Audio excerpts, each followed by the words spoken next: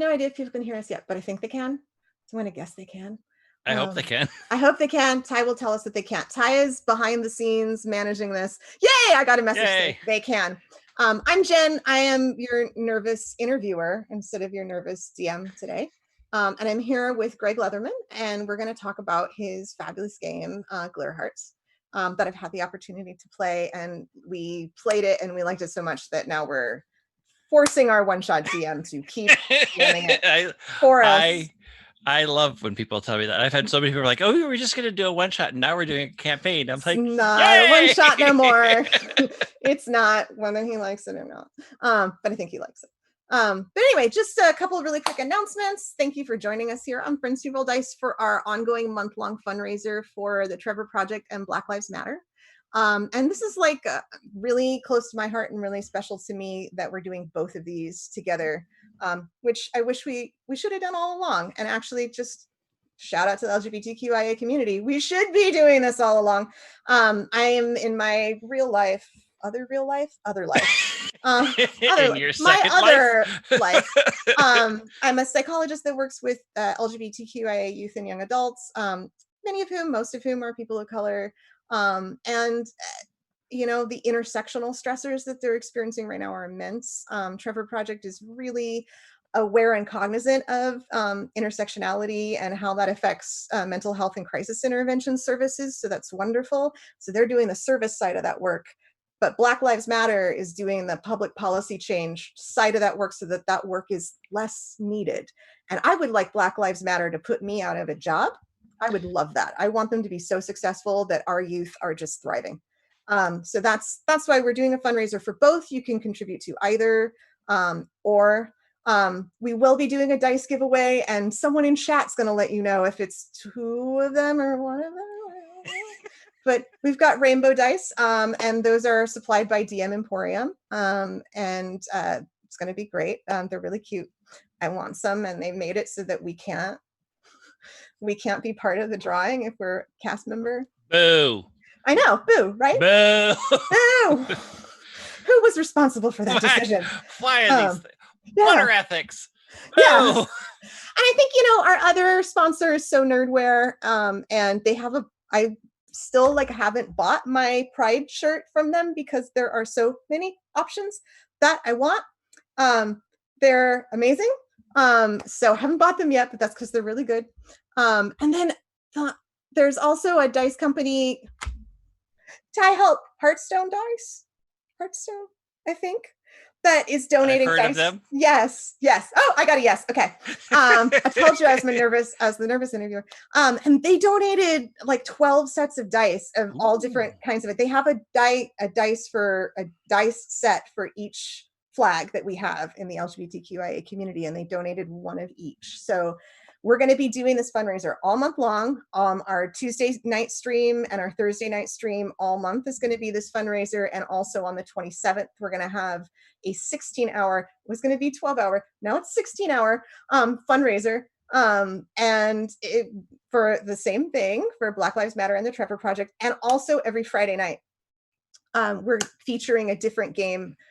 All of those games and also all of the games on the fundraiser are by LGBTQIA indie developers. So our other sort of goal is to highlight indie developers in our community. So anyway, that's me talking a whole lot, and I think I'm done with intro stuff. So Greg, why don't you tell us a little bit about yourself?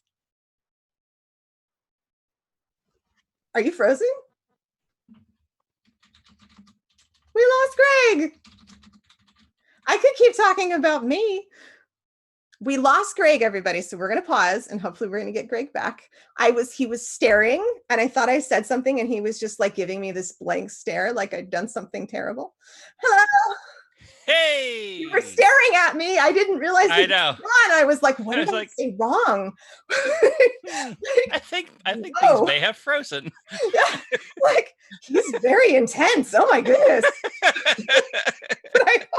So I finished my whole spiel. Thank you for your patience. Tell us a little bit about yourself.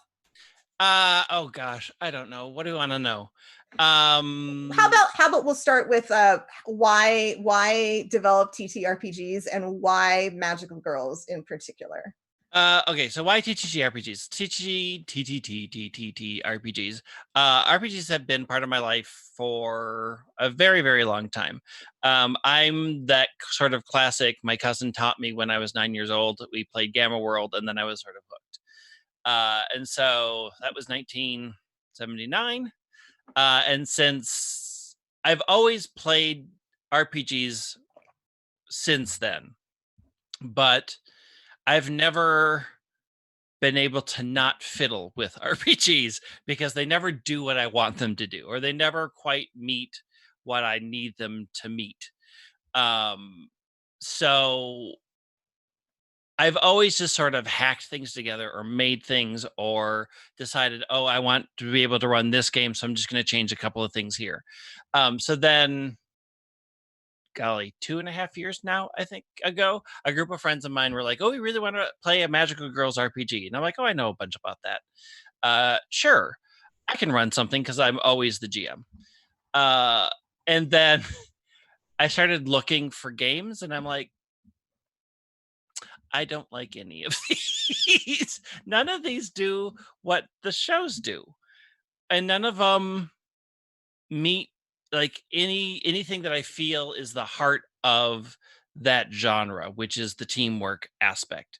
So let's Uh, wait, pause for a second and okay, define the genre, and then go to like what the heart of it was that you really wanted to see, because I don't think we so didn't define it. yeah, so the genre is a wide smattering of shows. It is the everyday human beings that are approached by some external power, given magical abilities that they transform to access. That's sort of the heart of Power Rangers, is the heart of Sailor Moon, uh, Yay! I'm sorry. Voltron, uh, She-Ra to some extent. Um, like you can go down the list. There are dark ones, there are bright, happy ones, but all have a sort of same thing of a group of people who have gained magical abilities from somewhere and then transform to fight off evil. And that is the heart of all the shows. But the bigger part of all of them is it's never one person alone. They're not an individual show. It's not a Batman. It is absolutely a team. And the team aspect is vital, at least I think, to that genre. And there are no games really that do teamwork well. And so I was like, well, I'll just write something. And then 80 pages and 2 years later, I'm like, I should probably do something more with this because A, we've still never played the game because I'm still writing the rules. Uh, and B, now that I'm this far into it, I might as well do something with it because now that I've actually run the game for a bunch of people really like it. So why don't I just try to make it a thing for other people to enjoy as well?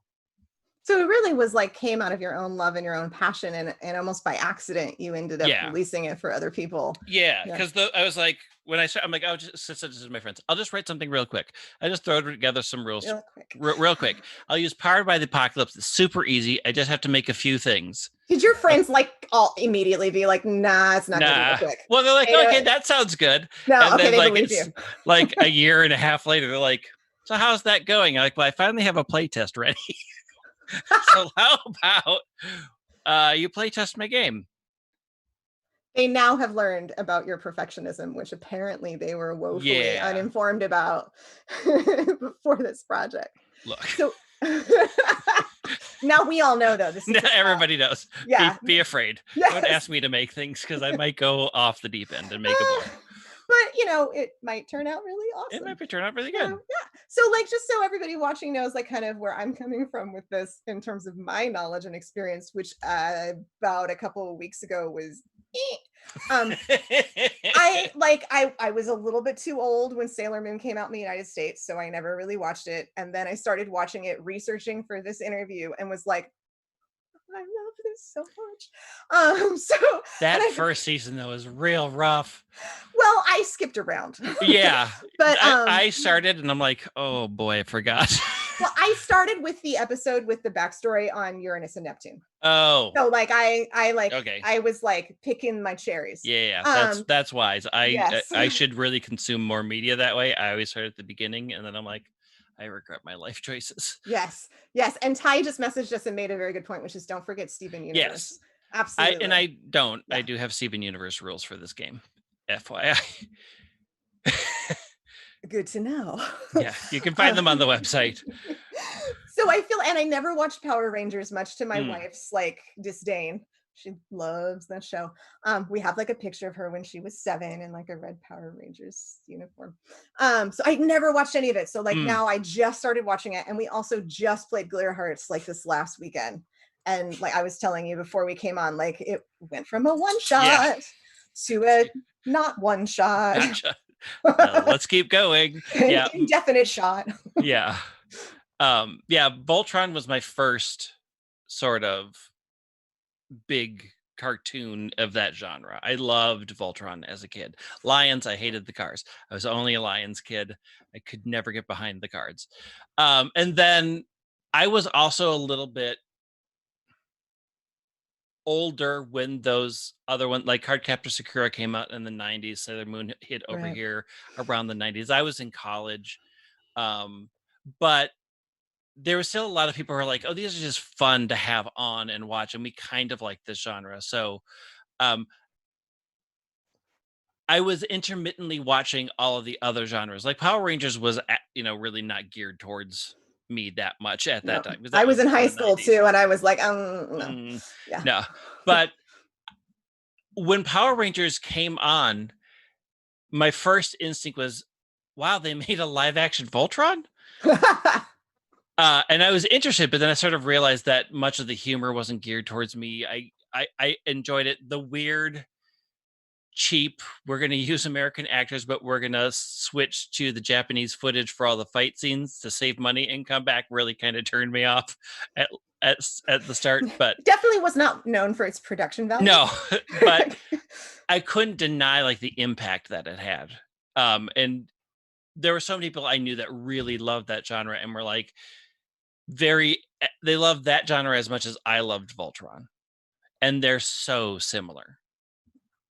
Yeah, that makes sense. So do you think they kind of Magical Girls had an impact on you in your life around the 90s, and then maybe slowly sort of seeped its way into your consciousness?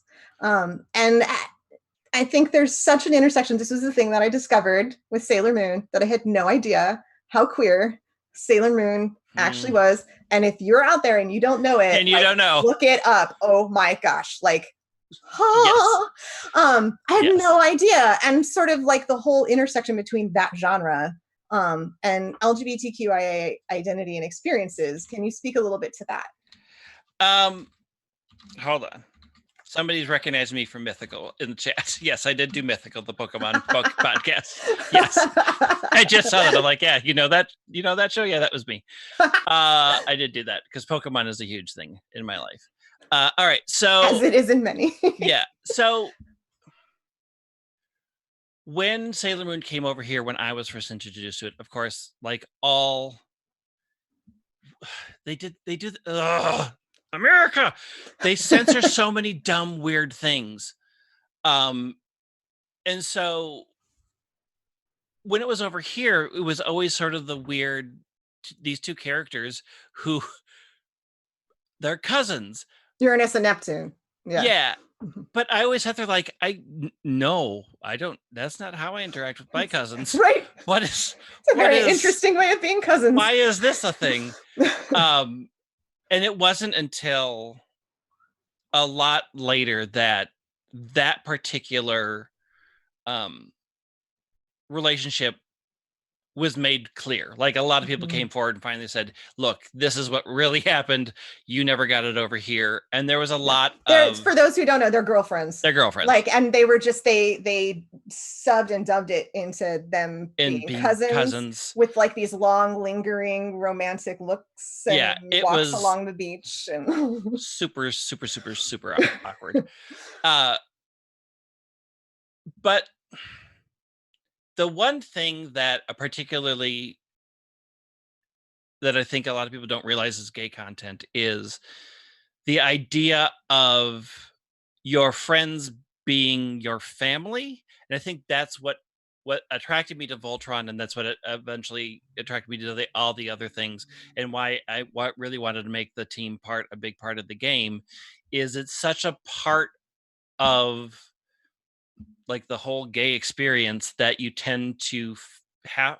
A lot of people tend to have to find a Yeah. family that supports them, a family that understands them, a family that accepts them, and that's even if they change people into cousins, they can't sort of change the core idea of these are people sort of thrown together who become a very solid family that saves the world. And that, Family that saves the world. yeah, that saves the world. We're family. Family, they save the world a lot. And that alone just really resonated with Yeah. all of that genre. All and more modern ones really mess around with that and they go dark and whatever because we all have to get our edgy stuff out. It's right now. Yeah, Yeah. we lived it. We get the '90s brought Wolverine and edgy and darkness and everything was dark and blah. Um, so that core concept, I think, just is what attracts a lot of sort of LGBTQ people to like, yes, this feels like what I go through. Yeah. Um, and if I could put on an incredible outfit and get magical powers, I'm down for it I at mean, any that's time. also kind At of any jives with time. the culture a little bit. Yeah. Like Definitely. yeah.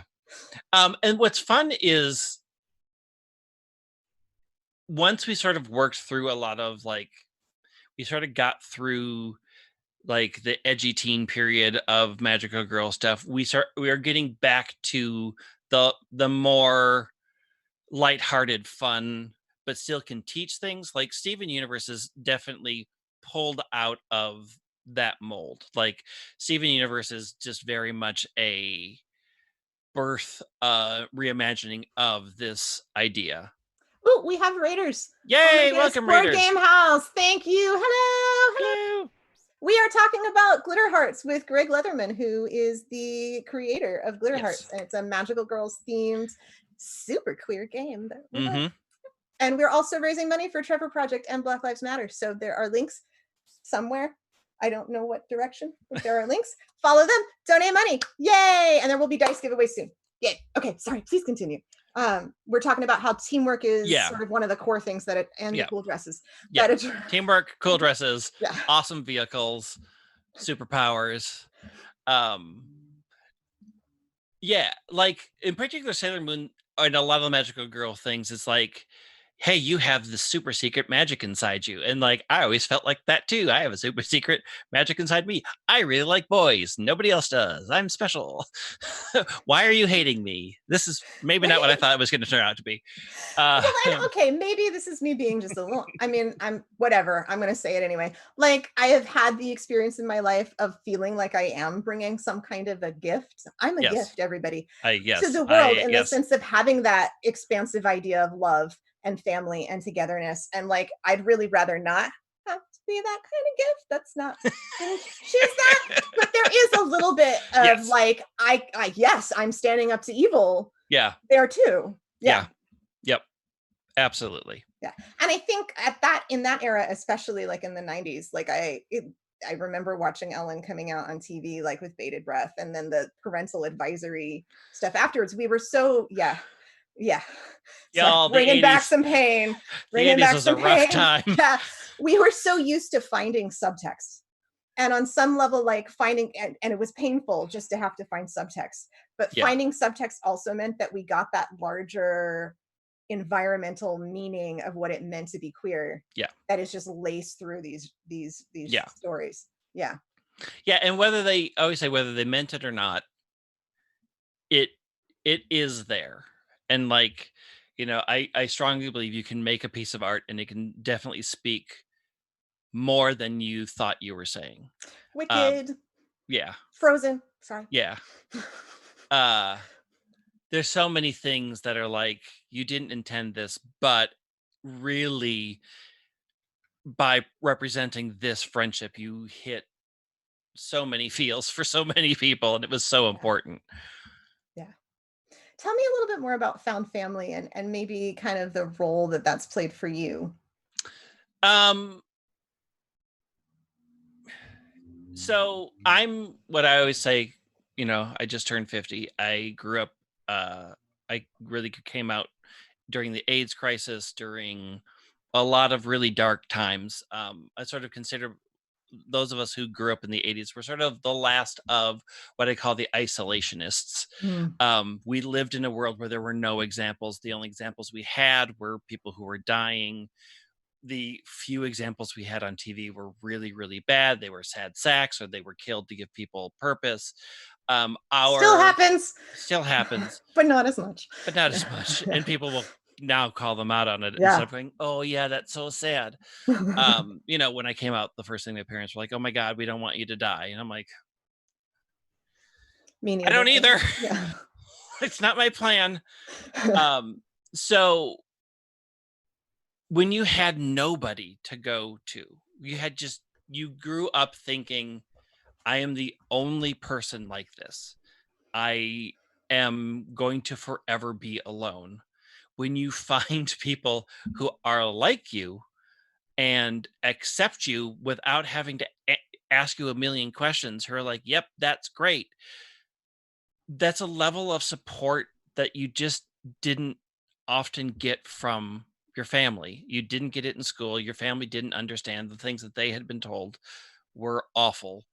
And so being able to find a group of people that were just like, great, we love all of that about you. Please come and be with us. I think also for those who grew up in the 80s, because of the divorce spike, which Mm, mhm. meant, there were a lot of broken families, which they were broken for a reason. They were bad marriages. And when we could finally get a divorce without having to lie, it ultimately was a good thing. But for those of us who were kids, we just saw families after family after family separating and trying to navigate what that meant to not have a nuclear family like we saw in all the reruns. And so being able to find people that would basically say, hey, we are your new family. We won't leave you. We accept you. We want you to be here. We will be here to support you. That the power of that found family, and being able to say, if you come out to your family and they kick you out, we will catch you, is incredibly powerful. It's still incredibly Oh powerful yeah. today. Yeah. For as many kids who have very positive experiences, I don't think there's still a gay person that's not afraid to say I'm gay to people, because you're always terrified that they are going to leave you. Yeah. And Pause. so Braid from Scraticus. yeah. Hi, Scraticus. Love Hi. you. Thank you for coming. We're talking about Glitter Hearts, and we're talking to Greg Leatherman, the creator of Glitter Hearts. And right now, we're talking about like the role of found family and Yeah. sort of some history on it.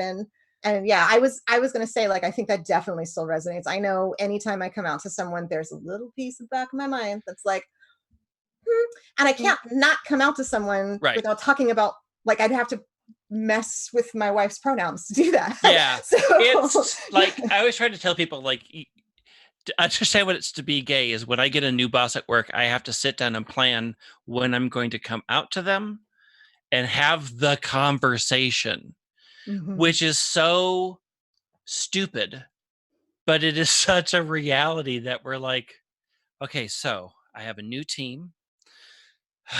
Okay, so how am I going to start these conversations again?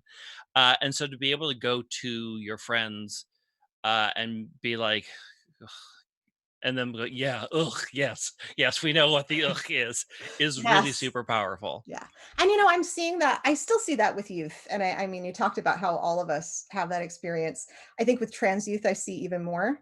And definitely like with the parents of trans youth more than any other group right now, I hear, I don't want my child to have a terrible life. So very similar to I don't want you to die. Die, yeah. Just sort of the idea that it's going to be terrible. And but there's such a found family that I see youth creating just Hmm. just brilliantly in their communities. And I'm fortunate in that I live in Southern California, and there's an ability to be more open about that in schools. Not a Yeah. perfect one. There's a lot of issues, but like there's definitely more like gender and sexuality Yeah. clubs and that kind of thing. Which just to go on a side thing about why you should donate money to the Trevor Project and Black Lives Matter. Um, these youth that I work with have been at home with their bio families for months and separated from their found families in quite a way, and college students too, actually, who've left and come back, and they may have left a place where they were called by the correct name and pronouns, and now they're in a home where they're not. So, Oh, like, yeah, yeah. So, like, so hard. one of the things that this particular current moment is doing is really challenging our abilities with our found families, Yeah. like to hold on to them. Yeah. It's it's so hard. Like, it's so nice where you don't have to always be fighting. Like, that's such a big part of going to your friends where you finally don't have to fight anymore. Yeah. Like, the stress of, one of the things that I always try to express to people who aren't part of the LGBTQ thing is to be out and open means you are inviting violence into your life from strangers. There's just no way around that. When you live openly or you do dumb things like I do and come out to the entire state of Minnesota at once, um, Sorry, you're I had just this like, idea of you like on a mountaintop with like a bullhorn. I'll tell this story Okay. because this is Sorry, what sorry, I really interrupted happened. you. So you may have remembered that Minnesota was the first place to actually defeat a marriage amendment. Go us. We defeated it in 2013. And so my husband now and I started planning our wedding. And the local paper said that we were going to talk to a bunch of gay couples about what it means to plan a wedding in Minnesota, what's going on. So we did this interview and blah, blah, blah. And then we heard nothing. And we figured, oh, well, just they dropped the story. And so then 6 months later, they came back and said, oh, we've changed the story a little bit. We're going to kind of talk about, the difficulties of finding, uh, wedding venues and what that's like. And we're like, we'd already talked about that. And they're like, great. So like they said, okay, well, we want some pictures of you so we can attach pictures of you two to the story. And we're like, great. So we went to our venue and we got pictures taken. And they're like, okay, great. So that'll be on the front page. Um, in about a week. And they had always pitched us that it would be part of the variety section, which Oh is no. 6 pages in. No. So it became the front page of the website. And I went, oh, that's what they meant. Oh, cool. So then a bunch of people linked to the website and whatever. You went viral. The next morning, as I'm walking to work, everybody in the city is looking at me with that, how do I know you look? And I'm like, I'm clearly in trouble. What happened? And I went to a newsstand and they meant the page, Mm.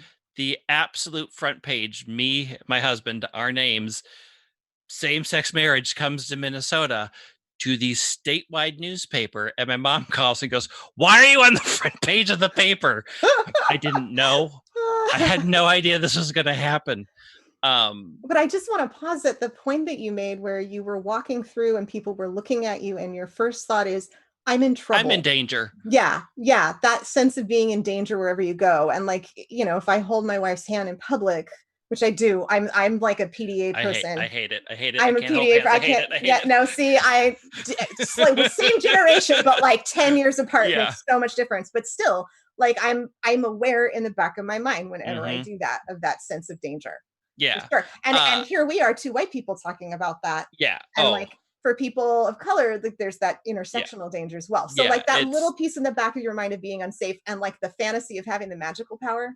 yeah. Like I'll Nothing. just transform and deal with this. Yeah. So the entire state suddenly, I was on the front page across the state. I ended up. It's the reason why still today I don't have my last name on my Twitter because I had to Mm. drop a bunch of stuff. I had to change a bunch of stuff, lock stuff down because everybody knew. And my name, there's only 5 of me in the United States. That I'm super easy to find. Um, and so there was this like, oh, I'm in trouble. we're we're not. This is not good. Eh, It was fine. Like there were a bunch of dumb people who said dumb things. But ultimately nothing happened. Um, our friend calls us the face of gay marriage in Minnesota all the time, and we can't deny it because that's true. Um, Put it on your epitaph. The yeah, face we of were the face of gay marriage, and the thing is people are like, I don't believe you. I'm like, just look it up. It exists. It's super easy to find still to this day. Um, but yeah, so being able to talk to people, and like people who, like, all of our friends who are like, did you know this was going to happen? And are you okay? Like, those were the two conversations of people who know us really well. Like, A, did you know this was going to happen? Not really. And B, are you okay so far? Um, because we had the first marriage, same-sex marriage that we had attended in Minnesota. Our first experience with that had been 10 years before, and they had received bomb threats, and there were security guards to let us into this venue, and we had to sign in and show our ID. Like, that was my setup for what marriage was, because the first one I went to was basically, oh, people have threatened to come and kill everybody here, so we have full security at a wedding. Like, Yeah. there's so much. Yeah. Yeah, Yes. so So it's you had just, something in your life that was so concrete, yeah. like, and so, like, I don't know, maybe this is too easy a metaphor, but like there was some evil to be fighting Yes, in some absolutely. very specific ways, and some of it very difficult to see, and some of it very easy to see. Yes, Yeah, definitely. absolutely. Okay, why Magical Girls is making a ton of sense to me at this Yeah, point. right? Yeah. Yeah, and actually, I would say that your found family are also the people who would know to ask that Yeah, question, "Are you okay?" And also not ask, like, the yeah, questions that you don't right, that you like, the don't. dumb questions. You know, Like, yeah, yeah, just ask me anything you want. I will not be like, "You're dumb," but, like, there are right. just some questions. Yeah, there's Yeah, some questions where you're, no, you're dumb. Stop. yeah, That's just yeah. dumb. Yeah, definitely. So that makes a lot of sense, Yeah, and both in terms of just the appeal of being magical yeah, and the experience of being, I'm sorry, a little bit magical, a little bit rainbow glitter magic. yeah, Um, but also just that absolutely. experience of like wanting to have those Yeah, powers, you know. yeah. Tell me more about the teamwork part in terms of how you wrote that in to the game. So, if you are familiar with TTRPGs, TT Nobody here knows anything. TTRPGs are terrible at teamwork. It's the one thing that I think frustrates me the most is we talk about how there are these great collaborative storytelling things, but everybody is an individual who does their own thing, and there's very little reason for you to help somebody. Particularly when I was looking at Powered by the Apocalypse, the only time anybody would help somebody is if they rolled a 6 or a 9, because there was no point otherwise. Mhm. Because it was a wasted action. And so I really wanted to fight against the idea that teamwork is a wasted action, that helping your friends is a wasted action. And so I had to sort of figure out, like, what does that look like? And ultimately I came up with the PowerPoint system, because when you help somebody in my game, they immediately get a PowerPoint because they are empowered by your support. Mhm. But you And have to make the choice to use your move to do that. yeah, Yeah. Yeah, yeah. but they will always be empowered by that. They Yeah. will always get a benefit. Um, and so what I always wanted, and PowerPoints are vital to the game. They give you advantage, they give you plus ones. You need them to do your team attack to You can defeat. do really cool things with You can do, that. yeah, you can do a lot of, so you really want them. And what I wanted from my game is for people as they played it to start asking, how can I help with that? Can I help you with that? I wanted them to start to change the language of, here's what I do, to looking for ways to say, how can I help with that? Because I want to empower you. We need to empower each other so that we have this pool of goodwill in the PowerPoint system, so that we can do cool things later or defeat the big bad guy. We need to build up this goodwill. Yeah. Um, and when I first had it, there was no automatic PowerPoint. Like, the first playtest that I had that in there, it was only, you only got it when you made a right roll. And then I realized that that mechanic just felt clunky. Like, only if you support really well do you get the benefit. So I was just like, you know what? No. Anytime you support a friend, they are empowered by you. I love that because you can support a friend and fuck up and Yeah. they still feel supported. It still gives Right. them something. Right. Yeah. If you You can really, support a friend and fuck up, yeah, everybody. yes. In the game system, if you really fuck up, your relationship breaks and you have to fix it. Well, there's levels of fuck up. There's levels. There's levels. But I really wanted people to, and it's the reason why it's the first move in the basic books. It's the first thing you should always think about. How can I help my friends? Yeah. And I wanted to change that language of RPGs to not be here's the cool thing I'm going to do, to I want to find ways to support you to do the cool thing you can do, and then you can support me later and we can do these things. Like, I wanted that dynamic. And I wanted also the dynamic of, when you have that support, do you spend it on yourself or do you hold it to spend it on the team? Because there is a pull there. I can get a +1 if I spend 2, I get advantage, and we really need to get this role to work. Or do we hold on to it knowing we have to use it later? I like that sort of tug of, how do I use my friend support? And so that was really the starting point of how I wanted to change how this game worked. Yeah. And like just from our, and I know I told you this before we went on, but just to validate that you did that so successfully, because when our group played, we didn't, we like one player who was kind of designed for it kept using that move, kept using we can do this together, and had like a bunch of PowerPoints. And like all the rest of us were like, I'm going to do my cool thing. We were very like, D&D in the way that we were thinking, and plenty of other TTRPGs too. And we were so into describing the cool things we could do. And I was like planning ahead for my cool things. And then like we got to a point where somebody was asking like, how do we have enough PowerPoints to do the really cool thing? And we were like, one of us. Yeah, no. One of us. We were like, oh man, we should have been working together this whole time. Ta-da! And like you were talking about the story arc in Magical Girls shows and how that actually reflects that story arc. Yeah, it's always the first 3 episodes of where these random people come together and they don't know how to work together, and in the end they really have to support each other and work together. Like, it's almost always the first 1 or 2 episodes of them trying to figure out how to become friends together. And so, knowing that people play RPGs as individuals doing cool things, I really liked that.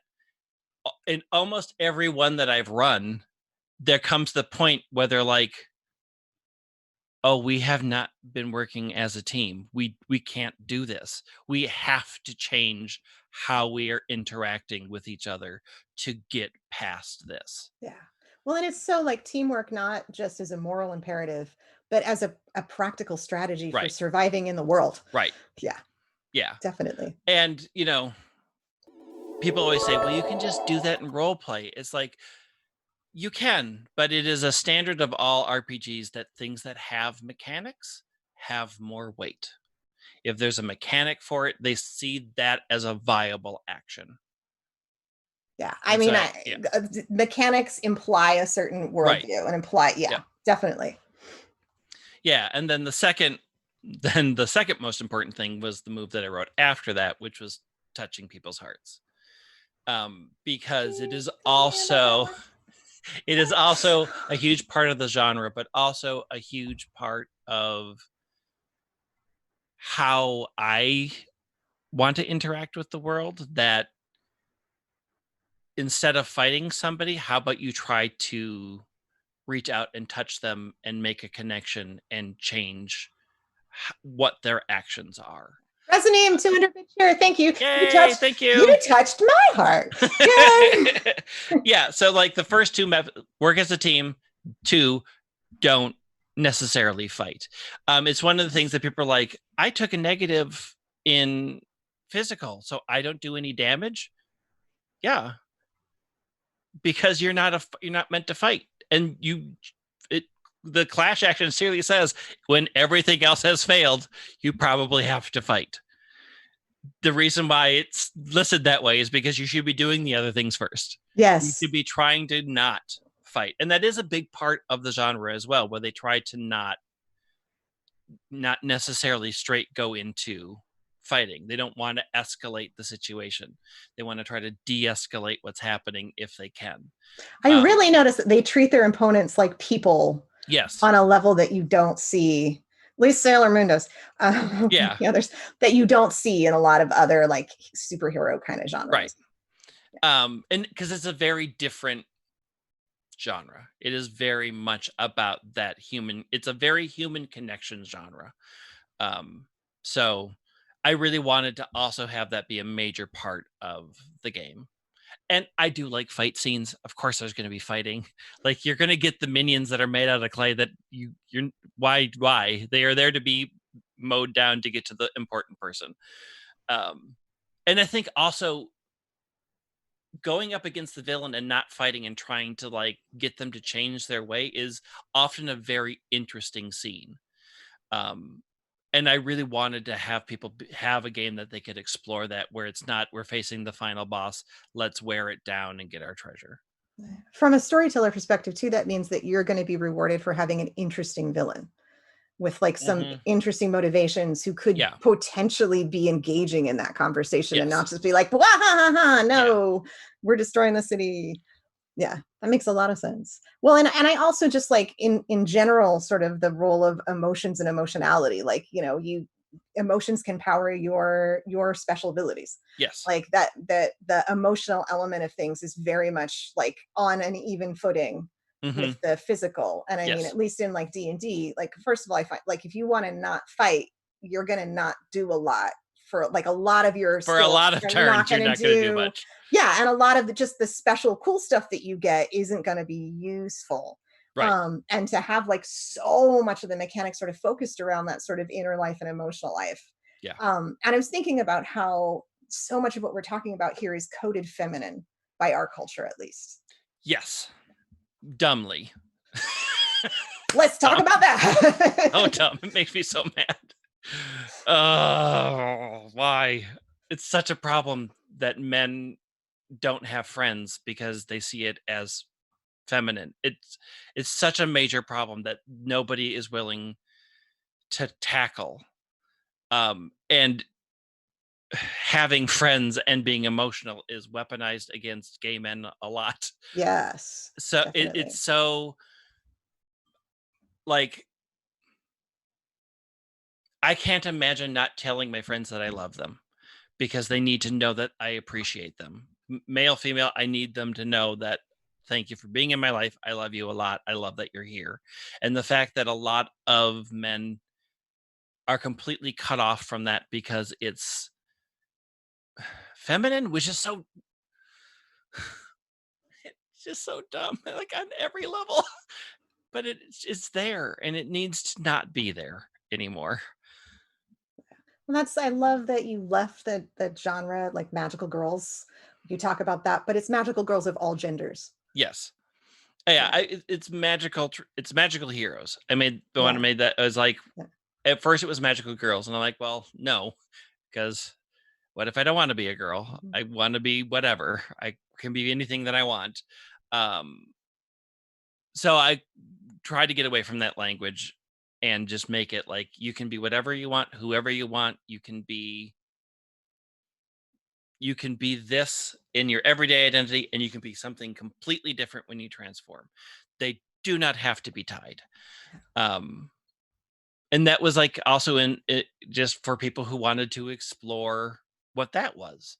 Like most games, you create your character, it's set, and you're always that person. And in this genre, you can say, I'm this person sometimes, and then I go through a transformation and I'm somebody else.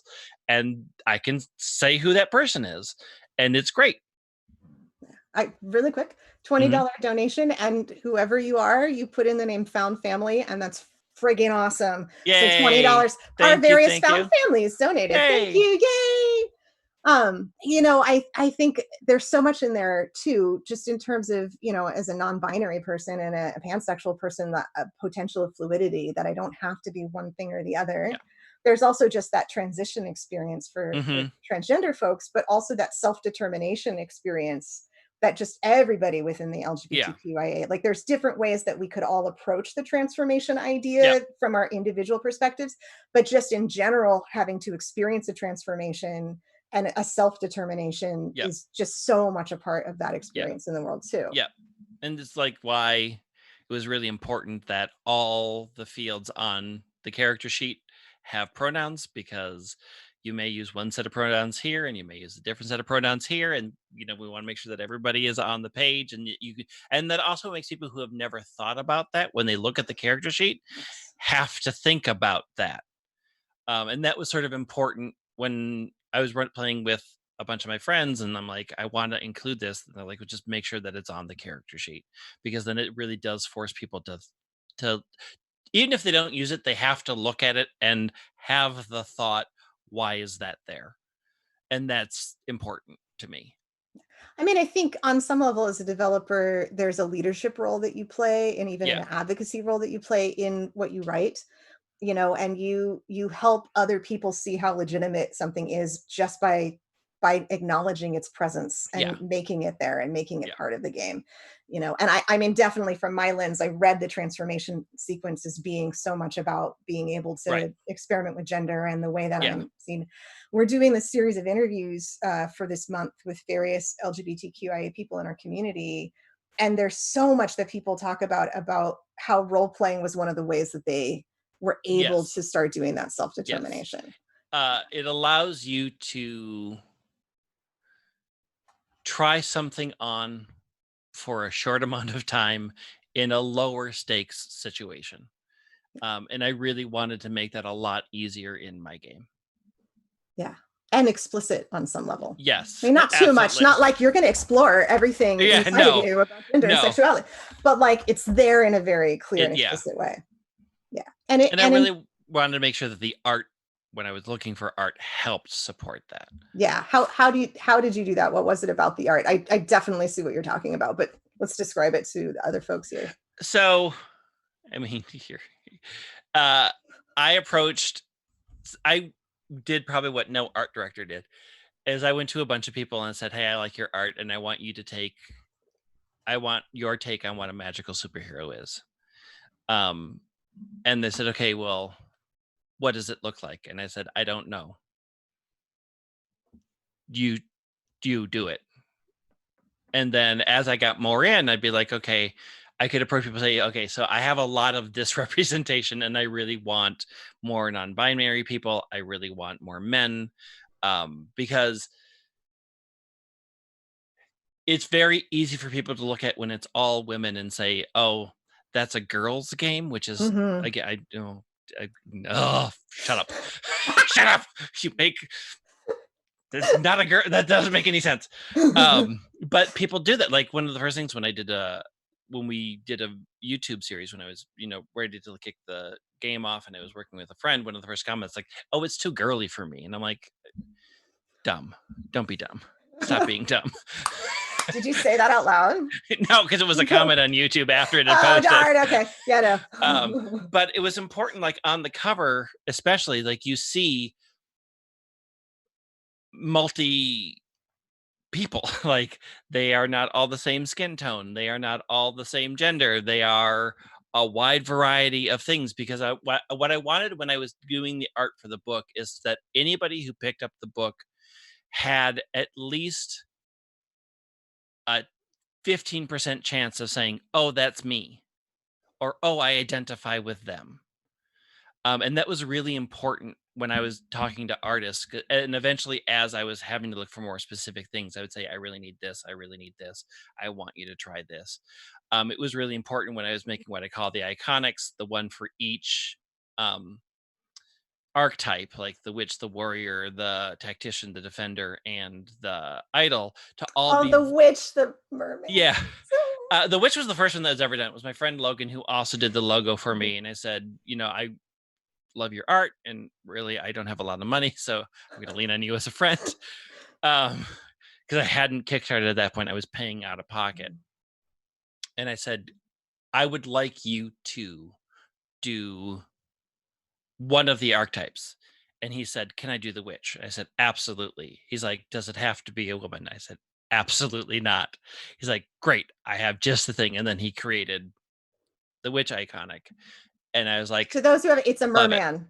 Yeah. Yeah, it's, but like a hairy it's Yeah. so cool. It's, yeah. Yeah. Um, and It's a bear with it's a fins. big bear. It's a big bear witch man who's gorgeous and has a beard that I envy.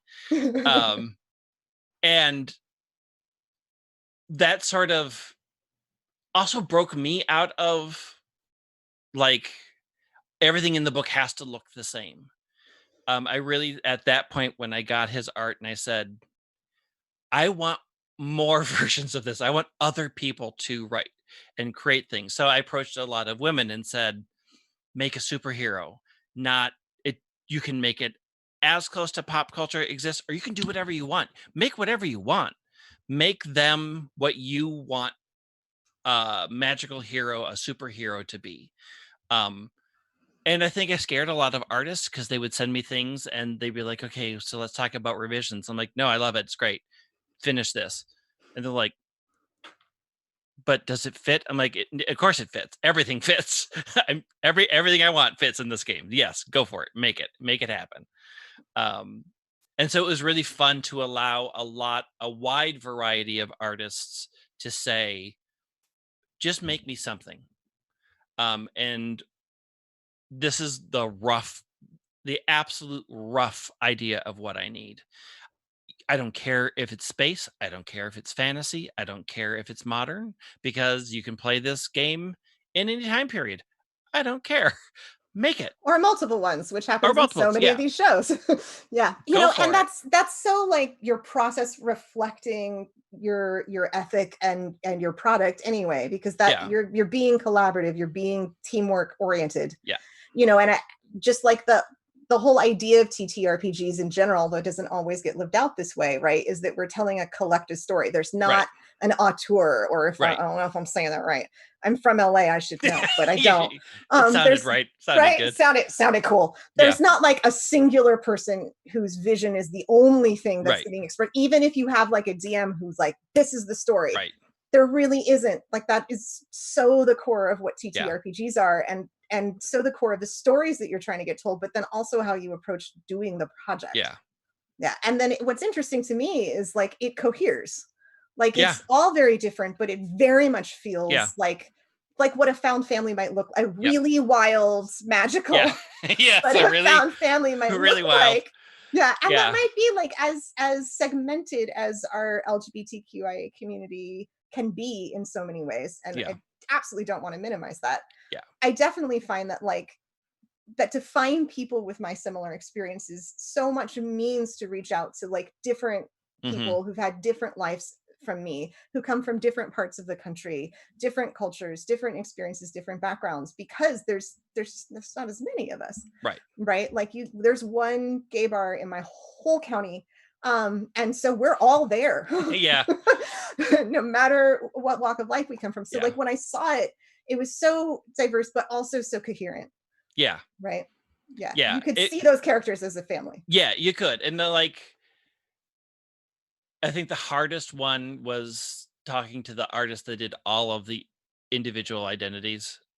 Because I wanted them to all feel like they went to school together. So they sort of had to have a Right. groundedness that Yeah. I didn't have to have for the other ones. And the artist that I found and we talked about it, I'm like, here's what I want. I need 5 people. I need them to all be unique. I want all genders represented, all of them. Everything. Like wherever you think, everything. Just try to get everything in there. I want as many races as you think you can fit in there. Like just take all of your imagination and make a completely diverse group of people that still feel like they completely belong together. That that needs was to be really that good. needs to be the mission and vision of like every LGBTQIA organization out there, please. That if you could just start running those centers, that would be great. Sure. Yeah, I have so much time. I'll just get right on that. just go do inspirational speeches. Sure. That'll be fine. Yeah. Like I made a game. Yeah. Take it from there. Yeah. Great. Did you find that, like, your experiences as a role player also kind of had that self-determination and ability to sort of see yourself in a different light that you kind of was it a transformation for you in the same way that, a magical girl is transforming into a new way of being? Because I know for me, like, I didn't even know what non-binary was, and I Mm, created a character, a whole like culture around a kind of character that took hormones and didn't use pronouns in the mhm. 1990s when that was not a thing that we talked about. Yeah. Did you find like that role playing also opened you up to like not just like diverse ways of thinking about everybody, but like inside of yourself, things about yourself that you were trying to explore? It's a little. I'm pretty much like I'm one of the people that was always pretty sure I knew everything about me because I'd spent a lot of time alone in my teen years thinking a lot about me.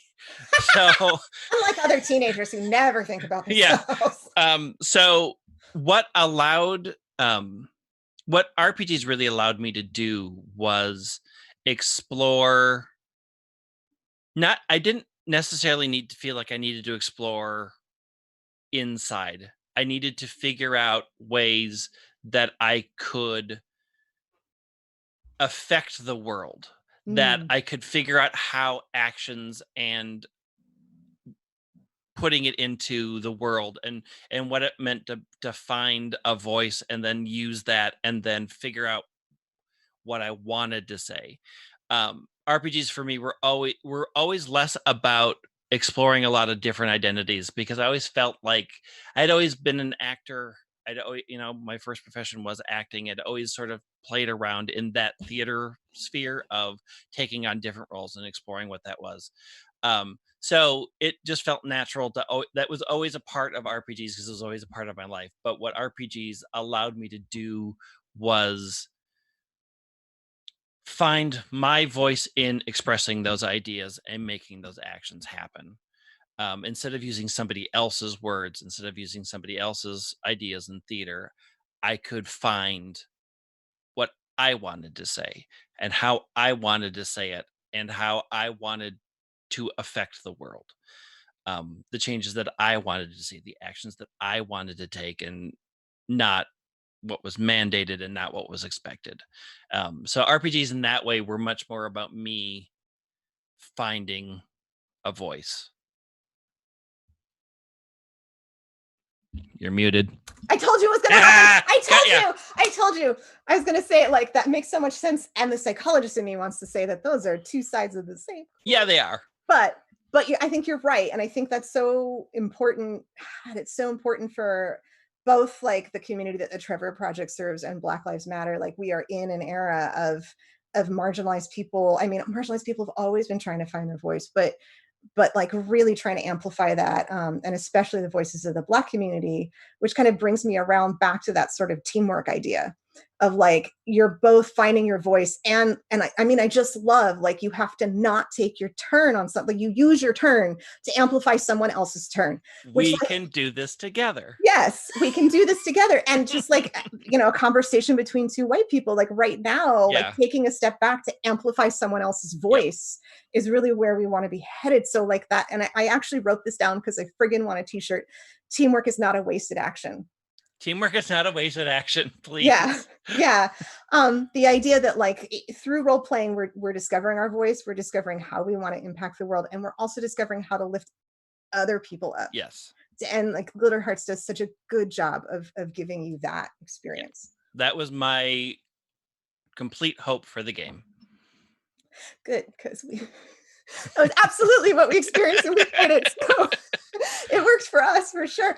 And it was so funny. I'm so glad you said that because when I shared the story, I was like, we kind of sucked at your game because we realized we didn't have any PowerPoints. And then you're like, no, that's No, that's what I by wanted to do to design. you. Yes. Dang it. Oh, it's great. Oh. I think on the take that note, we should probably start to wrap up. I don't know where they're at with dice giveaways, and Ty, I gave you a heads up, but I don't know where we're at. So I'm just going to do like a little bit of wrap up, just give you a chance, like anything that you haven't had a chance to say that you want to say. And then I'll kind of just lead us out. But anything you want to share with our viewers or anything about about glitter hearts or about magical heroes slash girls of all genders. No, I did write Steven Universe rules that aren't play tested. You can find them on my website, leatherman.games. Play with them, have fun. Um, you can find my game a lot. You're in the Itch.io bundle right now I've been too, to in benefit Black many Lives itch.io Matter. bundles. Yeah, but right now So it's to benefit Black Lives Matter. yeah. So Yeah. I'm in the big one right now, so you can get my Mhm. game in that huge bundle. I think I'm in another one because they relaunched the one that we did earlier. I'm in a lot. I'm in a lot of the bundles. So you can find them there. You can find them on itch.io. You can find it on Drive Through RPG. If you want to get a physical copy of the book, go through Drive Through RPG. It's going to be delayed because of COVID, but you can still get them. But yeah, it's thrilling to see people playing my game. It's weird to know people are playing my game that I'm not involved in because that's never happened. um, Now it has. and now it has, and it's out there, and people are. What's most gratifying is people are getting what I wanted the game to do. They get it, they see it, and they understand it, and that's really been a great process. Yeah, yeah. That was my dog agreeing. She just made like a big, Puppy. yeah, big like roar noise. She feels it. Yeah. Well, if you weren't here at the beginning, like Greg is going to come back for our charity stream, our 16-hour charity stream on the 27th, and be a player in a Yeah. Glitter Hearts game. Never played my game. That's and I so respect the GM who's like, yes, I'm going to GM this game for the creator. But like, yeah, like so many creators have told us that they've never played their game. So like, I've never played so my game. excited that you get to play it. I will definitely be watching that and on chat for that. Really quick, y'all, thank you everyone who donated. Keep it up. Our original goal that we thought we were going to meet over the course of a month was $400. And we made that in the first 2/3 of our first stream. So this community is amazing. At least before we got on stream, we were at about $1,100, and that's just more than we could have, almost 3 times what we thought we were going to do. But we are just getting started. Like, this is the beginning of the month. We're going the whole month. Keep donating. There will be lots and lots of giveaways and rewards. We've got some interesting, cool other stuff in the works in addition to this super awesome dice. So please keep up. You can donate. You don't have to be on a stream to donate. You can donate in between streams. We have the links up on our Twitter page, and I'm sure Ty is being cool and putting the links to our Twitter in chat right now. So you can do that. If you're interested in being in a game with us, like, hop on our Discord. We will hook you up. Our charity stream is full. We're not taking any more. We put up the application, and in like 24 hours, we had all the players, more players than we could put into a game. So that's full, but like, we do community games all the time. So if you want to play with us, we'd love to play with you. We will be back tomorrow night with The Gods We Know, where my character, who got in a really big fight with her boyfriend, gets to try to fix that. I'm like almost as nervous about that as I was about this interview, and I was super nervous about this interview.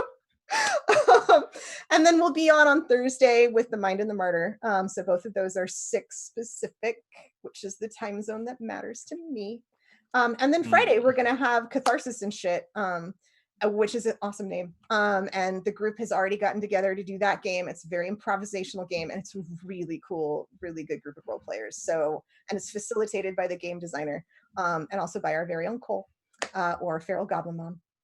So thank you so much for being here and being part of this. This is like a monthly thing, but to be able to do this with you during this month was just so precious and important. And I just so appreciate your openness and your game. Just enjoy the hell of it. My wife is going to be your fan forever. Yay! Live out her fantasy of being a blue Power Ranger. She just loves it. And I swear I want a Teamwork Is Not a Wasted Effort t-shirt. It's so bad. We make that happen. We can make that happen somehow. That happen. Did we get a dice winner? Did that happen? Yeah, Ty said we're all good. Cool. So we got our dice winner. And thank you so much, everybody, for coming. And I think we're all good. So bye. Bye. Thank you for having me. This was great. Bye. Thank you. It was so much of a pleasure. Thank you so much. Thank you. Bye, everybody. Bye. I don't know what Ty is doing,